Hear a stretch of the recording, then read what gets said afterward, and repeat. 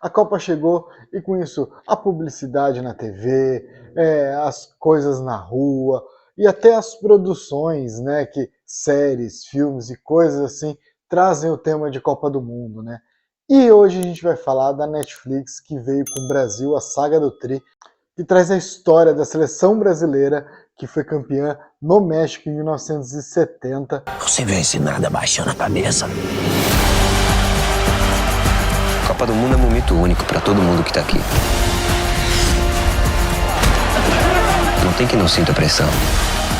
No México, coincidentemente, é onde está sendo a Copa atual, mas a Netflix fez essa série aí que trouxe elementos da Copa de 70. Então, bora falar um pouco aí do que eu achei e do se vale a pena essa questão histórica, ter essas algumas mudanças, não ter, o que vale aí. Então, bora falar um pouco sobre isso.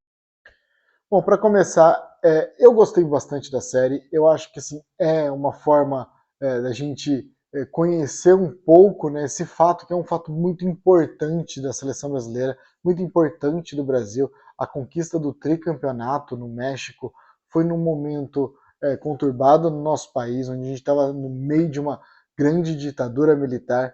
Então, assim, era uma forma do povo sabe, se soltar. Claro que os militares utilizaram isso como uma propaganda. Isso não é muito diferente, né? Os políticos fazem isso em qualquer lugar do mundo, em qualquer momento de Copa do Mundo, né? O esporte em si é muito utilizado politicamente, né? Mas o Brasil vivia assim, um momento complicado. A gente tinha feito uma Copa, a Copa de 66 na Inglaterra, foi muito difícil para o Brasil. O Brasil foi eliminado na primeira fase, então vinha num momento conturbado aí da própria seleção brasileira, ninguém queria ser técnico desse time, apesar de a gente ter uma geração que até se mostrou depois, provavelmente uma das melhores e, na minha opinião, a maior seleção, o maior time de futebol que já existiu, né? Então a série traz isso, ela é inspirado, né, em fatos históricos, né? Não é um documentário. Eu acho que assim é uma coisa que traz para trazer para uma narrativa da série que tem que haver algumas mudanças do próprio protagonista, né, o Pelé, algumas modificações foi feita até numa forma da personalidade dele, que eu acho que isso também deixa um pouco mais interessante a série. Se você quer saber sobre fatos históricos mesmo, se você quer saber o que aconteceu, é só procurar documentários, entrevistas. O Tostão, né, que estava lá na Copa de 70, é um dos personagens, até para mim, um dos grandes personagens da série. Ele falou que ele não gostou muito por conta de muitas mudanças, mas eu acho que assim, é, se eu quero algo mais realista, eu vou ver um documentário. A série ali faz a gente, instiga a gente a procurar, a pesquisar sobre o que aconteceu. Assim, eu acho que é super válido algumas alterações. Então, bora falar um pouco aí dessas alterações que tiveram. Então, bora falar um pouco do Pelé, que foi uma alteração que, né, a série trouxe. Ele é um dos personagens principais, né? A série se baseia em três personagens principais: no Pelé, no Saldanha e no Zagallo, né, que foram os treinadores aí nesse ciclo de Copa do Mundo. Mas falando do Pelé, o Pelé tinha ali uma questão, né? Mostra na série como se ele tivesse dúvida, até questionamento sobre ele mesmo. Isso é uma coisa que até o Tostão diz na crônica dele. Muita gente sabe que ele não tinha muito né, esses medos, essa coisa. O Pelé até era um cara muito centrado, muito confiante, né? Já tem relatos que assim, ele estava num jogo que o Santos não estava muito bem e as outras torcidas, né, enchendo o saco dele, reclamando, e ele com calma vai lá e vira os jogos mágicos e tudo mais. Então assim, o Pelé era um cara muito confiante, mas eu acho que vale a pena essa mudança até para dar um ar mais humano ali pro personagem, né? Lembrando que a série no início ela diz inspirados em fatos, não é nem baseados e nem é um documentário. Então assim, muitas coisas eles alteraram. Então o Pelé foi uma das coisas que eles mudaram. Eu achei muito interessante. Tem ali coisas marcantes da história do Pelé, fatos e momentos assim. Ele também realmente não queria jogar Copa. Ele achava que assim ele tinha muita dificuldade porque 58 ele começou na reserva, depois entrou e o Brasil foi campeão. 62 ele se machucou feio, então ele não pôde continuar. Então é a Copa, até que a gente fala que é a Copa do Garrincha, do Amarildo, né, que entrou depois no lugar do Pelé. E 66 naquele jogo contra Portugal, que mostra bem né, ali na série. Portugal foi muito violento, não existia cartão, não existia substituição, então o Pelé acabou se machucou, ficou fora da Copa, o Brasil perdeu a Copa. Mas assim, também não vamos tomar que Portugal era um time só violento, era o time de Eusébio, foi terceira colocada na Copa de 66. Então assim, o Pelé tinha essa questão, ele nunca jogou uma Copa inteira, mas aqueles medos, aquela forma assim, não, muito pelo contrário, ele era muito confiante, mas foi legal, eu gostei dessa mudança do Pelé. Mas vamos falar do João Saldanha, que sim, o João sem medo, né? Ele é um cara que tá bem realista ali. É claro, até os próprios diretores, né, da série falaram que assim, alguns diálogos não dá pra gente saber, não tem como a gente saber exatamente o que aconteceu, o que foi falado, porque eram coisas de vestiário, de treino, né? Então tudo muito dramatizado e coisas assim. Mas alguns fatos são muito, eu acho que o do Saldanha é muito realista. Ele é aquele cara bem maluco mesmo, ele era conhecido como João Sem Medo, ele era um cara que era comunista, né, assumido ali, ele falava numa época muito complicada, ele realmente saiu dando tiro no Manga lá, sabe, tentando assustar um torcedor fanático do Botafogo, isso é muito real, e a entrevista que teve a demissão dele é real, aconteceu, e foi sim isso que tirou o João Saldanha da Copa. Coincidentemente, também o presidente da Estados Médicos está na Rio Grande do Sul. E ele parece que havia sugerido o nome de Dario para ser convocado. O que você acha da sugestão do presidente? O Brasil tem 80 ou 90 milhões de torcedores e gente que gosta de futebol. É um direito que todos têm. Aliás, eu e o presidente e eu, temos muitas coisas em comum. Somos gaúchos, somos gremistas, gostamos de futebol, e nem eu escalo o ministério, nem o presidente escala time. Você está vendo que nós nos entendemos muito bem. A relação com os jogadores ali era bem próxima, não teve muito esse atrito que ele tinha com o Pelé. Eu acho que isso é um pouco uma falha que tem na série, porque mostra, né, o Saldanha indo conversar com o Pelé, convencer ele a voltar para a seleção, e depois aquela briga entre eles, assim. Mas de resto, o João Saldanha era bem aquilo mesmo. Ele era um cara bem maluco, sim, principalmente para a época que ele vivia. O Zagallo é aquilo, né? Eu achei que assim, Bruno Mazzeo tá muito bem, até a voz, né, tá bem semelhante ao do Zagallo. Ele era um cara extremamente supersticioso. A série coloca um pouco mais satírico, né? Brinca um pouco mais com essa questão do Zagallo, mas sim, ele era extremamente supersticioso. Ele tudo era o 13, ele tentava achar 13 em tudo, na soma de camisas, número das camisas dos jogadores, de tempo, de não sei o que. Ele era muito devoto de Santo Antônio, né, no dia 13 de junho, de Santa Luzia, dia 13 de dezembro. Eu moro no 13º andar. O senhor casou-se em que dia? Casei no dia 13 de janeiro de 1955. Aí sim.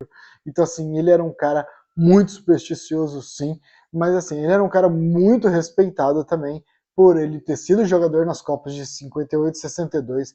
Ele era um cara que era muito forte dentro do futebol, não tinha tanto, assim, uma briga dos jogadores, não entender por que o Zagallo tá lá, porque muitos deles jogavam, conheciam muito bem o Zagallo. Uma coisa que falam é que, né, na parte ali tática, de comando, o Pelé, o Gerson, o Jairzinho, né, os grandes jogadores ali da frente, né, o Rivelino, o próprio Tostão, eles tinham muito conversas com o Zagallo da forma como eles queriam jogar, eles participavam muito dessa análise tática que tinha, né, o time. Então, assim, porque o Zagallo até dava essa liberdade, né. O Tostão também, né, na crônica dele, ele comentou sobre a questão dele com o Zagallo, que ele nunca foi lá no vestiário pedir, nunca foi lá falar para o Zagallo, eu quero ser titular. Foi uma coisa mais de olho no olho, ali no treino, tudo, que ele conseguiu, né, ter esse lugar que ele vinha tendo com o Saldanha, e o Zagallo achava melhor uma outra forma.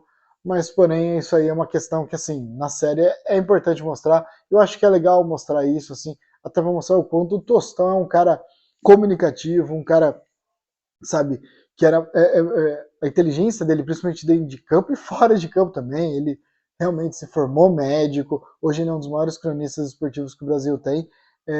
Ele era um cara muito inteligente, então achei que ficou legal para mostrar isso, mostrar como ele se expressa muito bem. Então, assim, eu acho que isso foi muito legal. por exemplo, do Tostão, que ele criticou um pouco, mas eu entendo porque tem na série. Falando do Tostão, sim, ele teve um problema, né, na vista, um descolamento de retina numa bolada. Ele, logo depois da Copa, poucos anos depois, ele se aposentou, se formou médico e hoje é um dos maiores cronistas esportivos que o Brasil tem. O Tostão, ele sim um dos maiores jogadores, sabe, na habilidade, tanto na precisão, ele era muito bom. Infelizmente ele teve esse problema e precisou se aposentar cedo, né? Então, muitas pessoas assim, conhece o Rivelino, porque o Rivelino jogou no Corinthians, depois foi jogar no Fluminense. O próprio Jairzinho, o povo, né, o Jair Furacão da Copa, ele é um cara que sempre fez muito gols, tudo, mas o Tostão parou um pouco mais cedo, então as pessoas não conhecem, às vezes, tanto o Tostão jogador, ele não sabe o quão bom ele era. Ele poderia ter sido até maior do que ele foi, né? Uma coisa que a gente pode falar é das jogadas que eles montaram, né? É muito legal, a Netflix lançou o making of, então ali no making of dá pra gente ver quanto eles queriam sim representar aquelas jogadas que eram jogadas icônicas, né? Tanto a cabeçada do Pelé contra a Inglaterra, a linda defesa do Gordon Banks, que é uma das maiores defesas, acho que eu já vi. Também alguns lances, né? O chute de longe, são os gols que o Pelé não fez, né? O drible contra o Uruguai, aquele drible que ele dá no goleiro, ele, sabe, sem precisar tocar na bola. Infelizmente a bola não entrou. Então, assim, são lances icônicos, né? Sem contar os gols, né? Principalmente da final, a cabeçada do Pelé, o gol, né, magistral do Carlos Alberto, onde a seleção praticamente inteira passa, todo mundo tocando a bola começando lá com o Clodoaldo, né, e vindo praticamente por todos os jogadores até o Pelé rolar pro Carlos Alberto e fazer aquele gol, que é um dos gols mais bonitos, assim. Então, assim, eles foram um primor nisso, ensaiando jogada, por isso também foi muito legal eles conseguirem eles conseguirem atores que não só fisicamente pareciam com, né, os jogadores, como também tinham uma certa noção ali de futebol, né? Para quem está acostumado a assistir Ted Lasso, é muito legal a série, mas tem momentos ali, principalmente no futebol, que a gente fica meio, nossa, né, que estranho, assim, eles fazem um corte, um outro jogador não sabe nem chutar a bola direito, mas ali eles conseguiram até fazer muito bem e representar todas as jogadas. Então eu gostei muito dessa forma que eles mostraram, a gente sente no clima, né, para quem vê as cenas da Copa do Mundo e depois assiste a série, então eles conseguiram trazer bem o clima. Claro, por exemplo, a Vila Belmiro eles trouxeram, mas eles não mudaram, né, digitalmente, nada da Vila, então ela tá como ela tá hoje, bem moderna, não era assim na época do Pelé, mas mesmo assim é a Vila Belmiro, né, a casa do Pelé, então eu acho que essa tudo bem, mas o México em si tá muito legal, tá muito bem feito, mostrando também o controle militar que a seleção brasileira tinha, então isso foi uma forma, sabe, de mostrar o quanto problemático e o quanto perigoso era, entendeu? Porque os militares estavam muito, sim, em cima da seleção e utilizaram muito isso. Eles queriam utilizar muito o Pelé, né? Então, assim, tem muitas coisas que passa ali mostrar o momento terrível que a gente estava. Uma outra coisa assim que eu achei legal é certas coisas, por exemplo, né, falas do Pelé que o entende, né, dele, que todo mundo brinca, assim, eles colocaram na série de uma forma ou de outra, ele falando. Também, por exemplo, o Zagallo falando, vocês vão ter que me engolir. Então, assim, que foram em outros momentos, né? Do Zagallo foi na Copa América de 97, se eu não me engano, que ele falou aquilo. Vocês vão ter que me engolir! Então, assim, foi muito legal colocar pra gente, né, que conhece a história, todo um easter egg pra gente, né? E algumas coisas eles mexeram, por exemplo, na questão do torcedor, colocaram um casal de torcedores que foi, né, lá e representa tantos brasileiros que foram, muitos venderam carro, outros foram de carro para o México, sabe? Então, assim, ali mostra muitas coisas de causos que aconteceram com muitos torcedores brasileiros no México. Então foi muito legal mostrar aquele casal ali sendo representado isso. Outras coisas, por exemplo, o Pelé, que realmente sentia dificuldade, às vezes, de sair do hotel, tudo. Então precisava vocês entrar no porta-mala do carro para sair, porque tinha muita gente, muita imprensa, muito público querendo ele. Tem um cartaz lá, é um cartaz real, que é hoje não abriremos, pois, né, vamos ver o jogo de Pelé que tinha no México, vamos ver o jogo do Rei. Então, assim, esse cartaz tinha em alguns lugares no México durante os jogos da seleção brasileira. Então, assim, eu gostei muito da série, eu achei muito interessante, é uma forma da gente não ali olhar e falar, ah, tá, exatamente isso que aconteceu. Não, é a gente pesquisar e ver o que aconteceu, mas é um momento muito importante do nosso futebol, do futebol mundial, porque a seleção que ganhasse a terceira Copa do Mundo ficava com a taça Jules Rimet, né, ficava em posse definitiva, e Brasil e Itália já tinham 2 títulos e ali disputavam quem ia ficar em definitivo com essa taça. Então, assim, foi um momento de ouro da seleção brasileira, que eu já falei, para mim é uma das maiores seleções que já existiu no futebol, se não for a maior. Muitos grandes jogadores, grandes treinadores elogiam demais, falam muito da seleção de 70, não é à toa. É, por exemplo, uma das inspirações que o Pepe Guardiola tem, o José Mourinho já falou, o Carlo Ancelotti falou, sabe, tantos outros treinadores estrangeiros, o Johan Cruyff, né, gênio holandês, que teve ali em 70, jogou a Copa de 74, depois foi treinador do Barcelona nos anos 90, no início dos anos 90, então, né, da laranja mecânica ali, ele falava muito da seleção de 70, é só você ver todas as declarações, assim, e é um grande esquadrão, por isso que a gente chama, né, o nosso esquadrão. Então, assim, eu gostei, eu achei que foi uma forma muito legal de representar a seleção de 70, espero que possa fazer, né, podia virar uma série, mostrar todos os nossos títulos, seria legal também a gente saber muitas histórias de 58, de 62, de 2002 e 94, tem um documentário na própria Netflix sobre essas 2 conquistas da seleção brasileira, então lá assistam para ver algo, assim, os jogadores falando, né, sobre esses outros 2 momentos aí, e é isso, espero que vocês tenham gostado do vídeo, curte e compartilha o vídeo, se inscreva no canal, diz aí pra mim nos comentários se vocês assistiram, o que vocês acharam da série, e se não assistiu, corre lá assistir que tá bem legal. Valeu!